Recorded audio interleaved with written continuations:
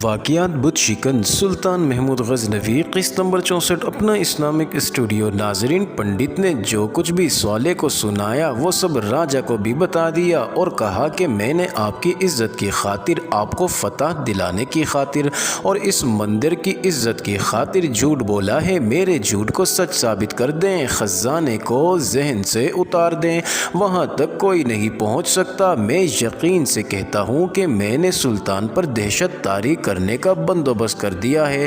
آپ اپنی فوج کو باہر بھیج دیں، لڑیں مہاراج لڑیں۔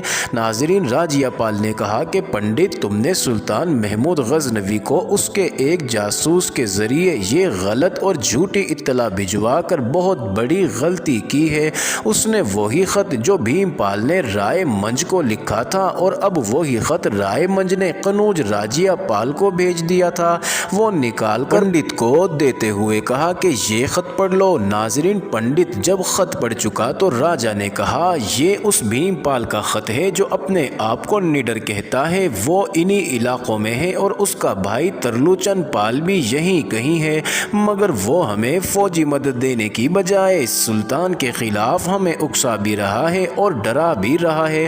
ناظرین، پنڈت نے کہا کہ اس خط سے نہ ڈرے مہاراج۔ مہاراجہ کنوج نے کہا کہ اس خط میں جو کچھ بھی لکھا ہے سب سچ لکھا ہے۔ تم نے محمود کو جھوٹی اطلاع بھجوا دی ہے کہ گنگا اور جمنا کے درمیانی جنگل میں اس کے لیے جال بچھایا جا چکا ہے۔ اب دیکھنا وہ یہاں اپنی فوج کو کس ترتیب میں لائے گا۔ وہ کوچ کی ترتیب میں نہیں آئے گا بلکہ اس کی فوج کے بازو پھیلے ہوئے ہوں گے، اس کی پوری فوج آگے نہیں آئے گی۔ آپ نہیں جانتے پنڈت جی، سلطان وہ چیتا ہے جس کی موجودگی کا آپ کو اس وقت پتہ چلتا ہے جب آپ کی گردن اس کے دانتوں میں آ چکی ہو اور اس کے پنجے آپ کے جسم میں اتر چکے ہوں۔ کسی کو پتہ نہیں چلتا کہ اس نے درخت پر حملہ کیا ہے یا گھاس پر۔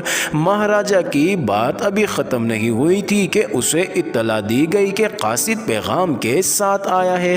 راجہ نے اسے فوری اندر بلا لیا۔ قاصد نے اطلاع دی کہ سلطان منج کے قلعہ کو اپنے محاصرے میں لے رہا ہے۔ مہاراجہ نے پوچھا، کیا ایسا ممکن ہے کہ ہم پیچھے سے محاصرے پر حملہ کر دیں تو مسلمانوں کو نقصان پہنچا سکتے ہیں؟ ناظرین، قاصد نے کہا، نہیں، مسلمانوں کی فوج کا ایک حصہ منج کو محاصرے میں لے رہا ہے اور اس کے بہت سے گھڑ سوار دستے قنوج اور منج کے درمیانی علاقے میں اس حالت میں خیمہ زن ہو گئے ہیں کہ انہوں نے خیمے نہیں گاڑے، پڑاؤ کیے ہوئے ہیں لیکن تیاری کی حالت میں رہتے ہیں۔ ہر سوار رات کو اپنا گھوڑا اپنے پاس رکھتا ہے۔ ہمارے آدمیوں نے جنگلیوں کے بھیس میں جا کر انہیں دیکھا ہے کہ مسلمانوں کی فوج کے آدمی دور دور تک گشت کرتے رہتے ہیں۔ ہم نے اونچے درختوں اور اونچی چٹانوں پر بھی غزنی کے فوجی دیکھے ہیں۔ مہاراجہ قنوج نے کہا کہ اس کا مطلب یہ ہے کہ اگر ہم اپنی فوج منج والوں کی مدد کے لیے بھیجیں تو مسلمان ہماری فوج کو راستے میں ہی روک لیں گے۔ ناظرین، قاصد نے کہا کہ مجھے بتایا گیا ہے کہ آپ کو بتا دوں کہ اپنی فوج منج کی طرف بھیجنے کی غلطی کبھی نہ کرے۔ مہاراجہ نے کہا، سن لیا پنڈت تم نے؟ اور پھر اپنی فوج کے کمانڈروں کو بلایا، وہ سب آئے تو مہاراجہ نے انہیں صورتحال سے آگاہ کرتے ہوئے کہا کہ اگر آپ قنوج کو بچانا چاہتے ہیں تو دیکھیں کہ منج کے راجپوت لڑتے ہیں یا ہتھیار ڈال دیتے ہیں۔ اگر وہ محاصرے میں جم جائیں اور باہر آ کر لڑنے کی کوشش کریں تو انہیں مدد دو، اگر نہیں تو صرف قنوج کو بچانے کی کوشش کرو۔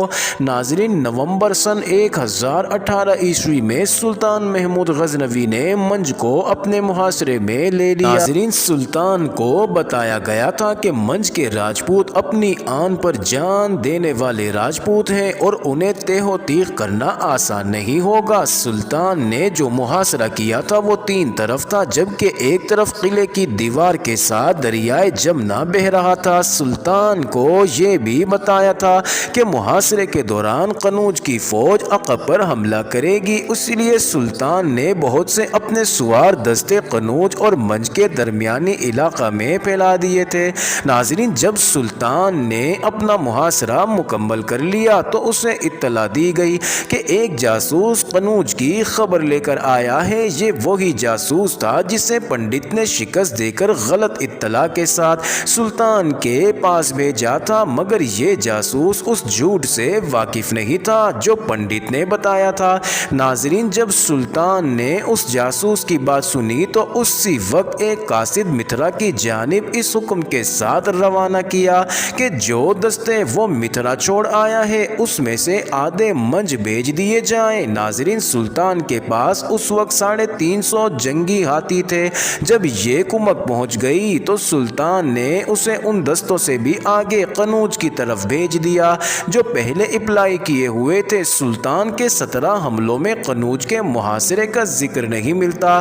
ناظرین، اگر تفصیلات میں جائیں تو تھوڑا سا ذکر ملتا ہے، لیکن منج کے مارکے اور محاصرے میں سلطان کو اس قدر زور صرف کرنا پڑا تھا جو متھرا، بلند شہر، مہابن اور آسنی کی فتوحات کو ملا کر بھی صرف نہیں ہوا تھا۔ ناظرین، منج کے راجپوتوں کا یہ عالم تھا کہ فوجی اور شہری میں کوئی فرق نہیں رہا تھا۔ 9 عمر لڑکے بھی اپنے شہر کو بچانے کے لیے باہر نکل آئے تھے۔ مشہور مورخ عتبی نے منج کے راجپوتوں کے متعلق لکھا تھا کہ وہ بے مہار اور خود سر اونٹوں کی طرح اور ہار نہ ماننے والے شیطانوں کی طرح لڑے۔ سلطان محاصرے کی کمان خود کر رہا تھا۔ وہ جدھر سے اپنے جیش دیوار یا دروازے توڑنے کے لیے آگے بھیجتا تھا ان پر تیروں اور برچھیوں کی برسات آنے لگتی تھی۔ غزنی کے تیر اندازوں نے آگے بڑھ بڑھ کر دیواروں پر تیر اور برچھیاں برسانے والوں پر اسی انداز میں تیر برسائے کہ راجپوت تیر کھا کر زخمی بھی ہوتے، گر بھی پڑتے، مگر فوراً اس کی جگہ پر کر لی جاتی تھی۔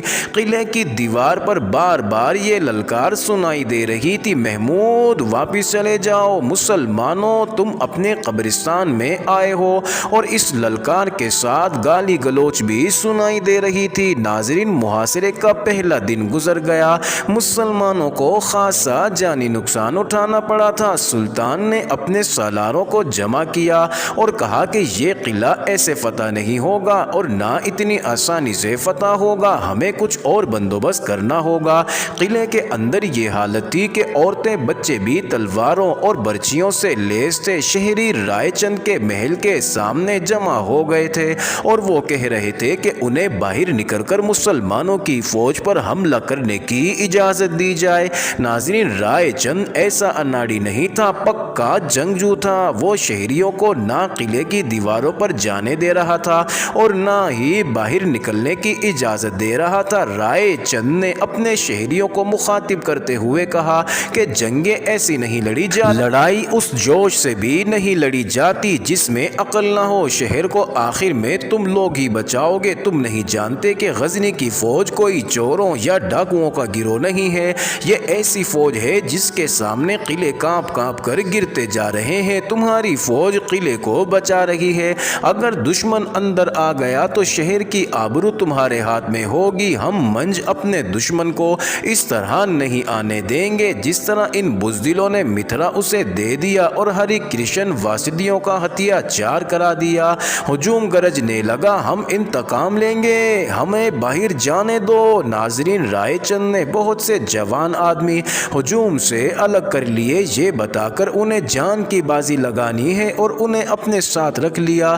ناظرین، رائے چند کے محل کی عورتیں بھی مسلح ہو گئی تھیں اور وہ شہر کی عورتوں کو لڑنے کے لیے منظم کرنے لگیں۔ صرف ایک عورت تھی جو اس خاک اور خون سے لا تعلق اور الگ تھلگ تھی، وہ تھی رائے چند کی بیٹی رادھا جو بالکل الگ رہتی تھی۔ ناظرین، پہلے سنایا جا چکا ہے کہ رادھا، شیلا اور لچھن پال اور ساتھ 2 فوجی بطور خدمتگار سلطان کو قتل کرنے کے لیے نکلے، پھر راستے میں دریا کے کنارے شیلا کو مگرمچھ نے کھا لیا۔ دونوں فوجیوں کو ترلچن پال کے آدمیوں نے تیروں سے ہلاک کر دیا۔